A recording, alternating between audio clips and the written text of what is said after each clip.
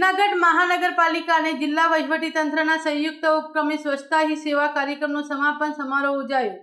શ્રેષ્ઠ કામગીરી કરનાર સફાઈ કર્મચારીઓ, જાગૃત નાગરિકો, દુકાનદારો અને વિવિધ વિભાગના અધિકારીગણ કર્મચારીગણને મહાનુભાવોએ પ્રમાણપત્ર આપીને સન્માન કર્યું।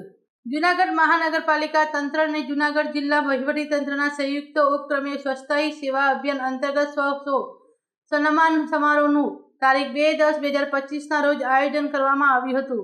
પંડિત દીનદયાળ ઉપાધ્યાય સભાખંડ જૂનાગઢ મહાનગરપાલિકા ભવન ખાતે સમગ્ર કાર્યક્રમ યોજાયો હતો।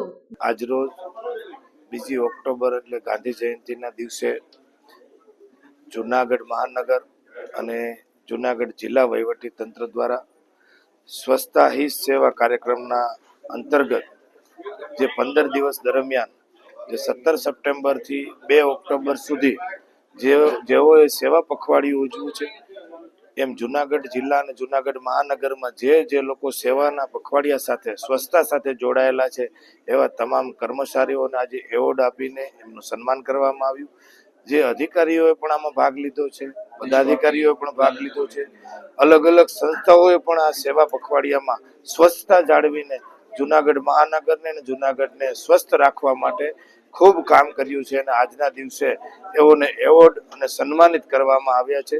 આ કાર્યક્રમમાં મેયરશ્રી, કમિશનરશ્રી, ડેપ્યુટી મેયરશ્રી અને સૌ પદાધિકારી અધિકારીગણ સૌ હાજર રહ્યા। આ કાર્યક્રમ સફળ બન્યો છે। હું જિલ્લા વહીવટી તંત્ર અને જૂનાગઢ મહાનગરપાલિકાનો ખૂબ ખૂબ અભિનંદન આપું છું અને નરેન્દ્રભાઈનું જે સપનું છે સ્વસ્થ ભારતનું, એ સ્વસ્થ ભારતનું સપનું છે એ આપણે બધા સાથે મળીને આ પર્વને ઉજવીએ। 2047નું ભારત સ્વસ્થ હશે, નિરોગી હશે અને જાગૃત હશે અને વિકસિત ભારત હશે, એ પ્રકારના સપના સાથે સૌ કામ કરી રહ્યા છે, ત્યારે સૌને અભિનંદન આપું। દર વર્ષની જેમ આ વખતે પણ 17 સપ્ટેમ્બર 2025 થી 2 ઓક્ટોબર 2025 સુધી સ્વચ્છતા હી સેવા 2025 નું આયોજન કરવામાં આવેલું હતું। આ વખતે જે થીમ હતી તે સ્વચ્છોત્સવની હતી, એટલે આ 15 દિવસ દરમિયાન જૂનાગઢ મહાનગરપાલિકા ખાતે અલગ અલગ પ્રકારના કાર્યક્રમો આપણે યોજ્યા હતા। 17 સપ્ટેમ્બરથી આપણે આ કાર્યક્રમની શરૂઆત કરી હતી, જેમાં સાંસ્કૃતિક કાર્યક્રમ કર્યો હતો। એ ઉપરાંત પછી best two art competition, rangoli સ્પર્ધા, ચિત્ર સ્પર્ધા, બેસ્ટ વોર્ડ સ્પર્ધા, આ પ્રકારની અલગ અલગ સ્પર્ધાઓ પણ આપણે આ સમયગાળા દરમિયાન કરી હતી।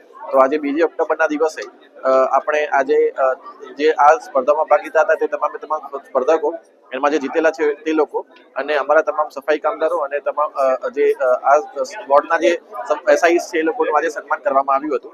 આ 15 દિવસનો પ્રોગ્રામ હતો, પરંતુ જે સ્વચ્છતાની વાત છે એ આપણે સતત ચાલતી પ્રક્રિયા છે, એટલે હું તમામ નાગરિકોને પણ વિનંતી કરું છું કે આપણે આ અભિયાન ભલે 15 દિવસનું હતું પણ એને આપણે આપણા જીવનમાં ઉતારીએ અને ડેઈલી આપણે સફાઈ પ્રત્યે પ્રતિબદ્ધ રહીએ તેવી હું સૌને વિનંતી કરું છું।